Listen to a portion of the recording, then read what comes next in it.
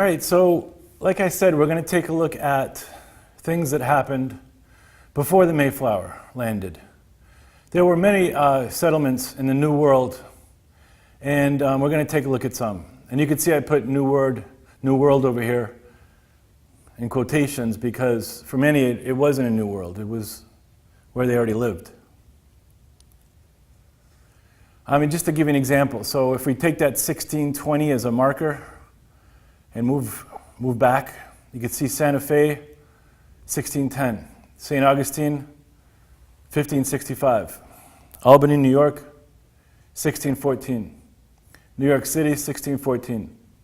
Jamestown, 1607. So these are places people had already settled, some Spanish, some British. And, it's just, we're marking 1620 now as the arrival of the Pilgrims. But as you can see, it was more of a gradual process with a lot of different people coming over. So even before that, if we stretch to North America in general, there were Basques up north in Labrador, as far back as 1530.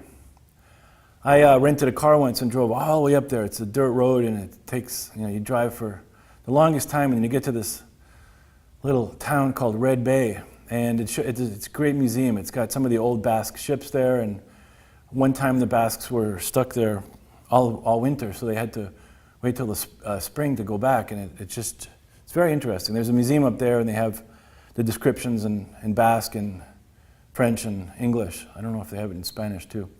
But that's just an example of that. And even before that, there's if you go back to the Norse settlements in Newfoundland, dating back to 1000 AD. So I went up there too. I took a look at that, and it's a beautiful area, and it's just really interesting to actually go and experience this, to see, wow, it really didn't start with the Pilgrims. There were a lot of more explorations and settlements before that. So anyways, the purpose of this is to show you that it didn't all start with the Pilgrims in 1620. For our country and what we established, yes, because we the Pilgrims from England, etc. But there were many other groups of people that had come over and just explored or settled or just kind of had their own purposes for coming. So there were others that were in and wrote about this new world. Christopher Columbus, Alvar Núñez Cabeza de Vaca, Samuel de Champlain, and Thomas Harriot. We're going to look at these a bit to just kind of, it's in the CLEP exam, some of these are mentioned, and it's just good to kind of take a look at that because it's, like I said, it's not just starting, the identity of the United States it's important to look back to the Native Americans, to the Spanish, to the French, to the British, etc. And there's a lot of overlapping, and before the lines were all set about where the countries are, there were a lot of people fighting, a lot of people living together, and I just want to take a quick look at some of these different people. So, yeah, discovery, the New World. That's where we're headed. Christopher Columbus.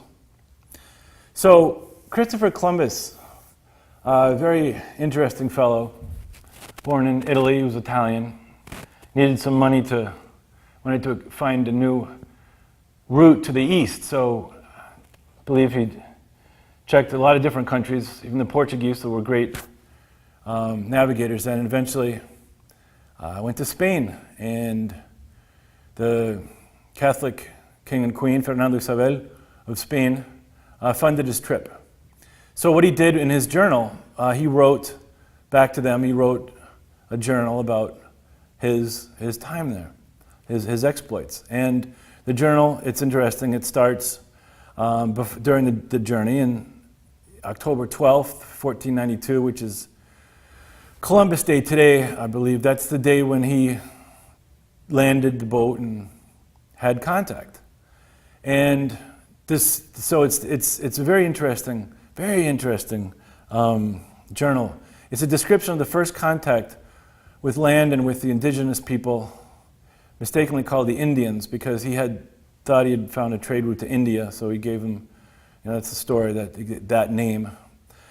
But it's very interesting because right off the bat, there's a lot of the confrontational issues that we see between, the people that arrive and the people that are already there, the different tensions between things that we're going to see also with some of the Native Americans and the first English settlers that come over. But there was one part in this story by Colón where the people came out to the ship before the ship landed. They came into the water and they thought they were, just coming from heaven. And Christopher Columbus, they had never seen a sword before.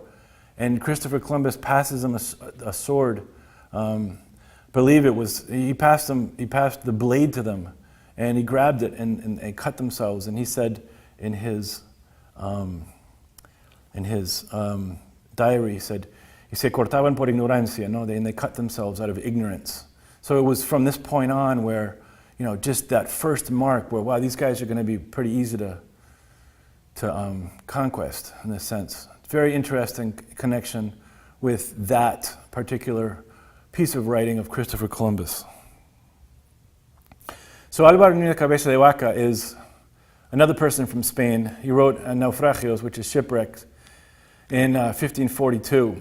His name, everything always sounds really exotic in a different language. Cabeza de Vaca is cowhead, if you think about it. But we've taken a lot of these names and we've put them into the United States. Hey, I went down to Boca Raton.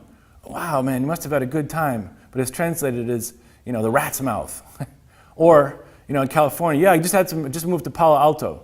Wow, Palo Alto, but it's a high stick. When you translate these things into English, they lose their exoticism there. Anyways, back to this guy. So Cabeza de Vaca, he wrote Shipwrecks. Really interesting story. Spanish conquistador that was shipwrecked and lost his crew off of the south of Florida. One of the things with the newly arrived Spanish, and notice the separation there between 1492 and 1542. So there were people, Christopher Columbus had gone back to Spain. He went back 4 times to Spain. He did 4 voyages.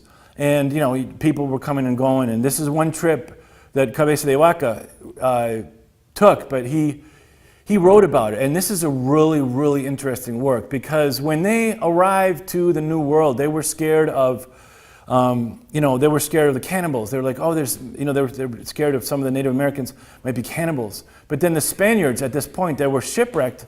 And at one point in his diary, he talks about the way the Spaniards were, they were eating the dead bodies of people that have already passed away after they ate their horses because there was nothing else to eat. And how the locals, how the Native Americans were actually scared of them. So it was kind of a reverse, perspective. So anyways, he ended up getting back to shore, and then this amazing 6-year-long journey across the south of the United States, living with natives. He was captured, he became a shaman, and he eventually ended up in what's today's Mexico. But it's a really interesting writing because by the time he gets to Mexico, he's got a load of people following him, and people are just, it's got a lot of, Native Americans that are following him there. And the Spaniards are like, oh, wow, we're just going to take these people and we're going to use them. And, and he basically sympathized with the indigenous groups and spoke out against the Spanish occupation. So it's really interesting because he sees the side of the Native Americans, and it's not turning against the Spaniards, but he's understanding a lot of the effect of the Spanish occupation on the Native Americans. So that work is quite wonderful. Let's move way up north now, into France. And we've got Samuel de Champlain. Now this is way up north, but he's the pioneer of the New France, which is going to be Canada. But if you've been up to Vermont, upstate New York, there's there's Lake Champlain in way up north there, is named after him. Go up to Burlington, Vermont. You can go down to Lake Champlain, beautiful lake. But you know, he's got his name on a couple of other things also to remember him and remember his contribution to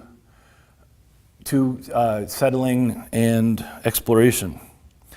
Now he wrote Des Sauvages, or the voyage of Samuel Champlain in 1604.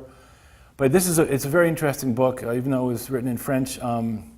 English publication in 1625, but he's talking about his exploits in the north and his interaction with a lot of the Native Americans. So that's another something to look at. Now, moving ahead here, picture there of Thomas Harriot, just to give you an idea about this fellow. Very, very interesting fellow. He was a British astronomer and mathematician. He learned the Carolina Algonquin language, I think before he took the trips over, which was instrumental for the communication on his expeditions. So, you know, a lot of the problem was communicating with the native speakers, and he made an effort to learn the language because, as the famous quote says, I can't remember who it was, but he said, "My language is the limit of my world," right? So, you know, as a proponent of learning language and communicating with the people in their own language, not just to communicate, but also to gain confidence and understand about the local cultures. So, he visited Roanoke Island settlement that mysteriously disappeared afterwards. He wrote a brief and true report of the newfound land of Virginia, which was published in 1588. So, you know, at the point there was some settlers that had gone over, and Roanoke's very interesting. It was settled there, but then, you know, it just disappeared. A lot of theories today about what happened to that settlement, whether the Native Americans had just taken over, or, you know, this happened to a lot of settlements, not just with the British, but also with a lot of the Spanish settlements. So that's a very interesting point also. So these are a couple of things that, you know, we need to look at. People that arrived and have an influence and wrote about what is going to be the future United States.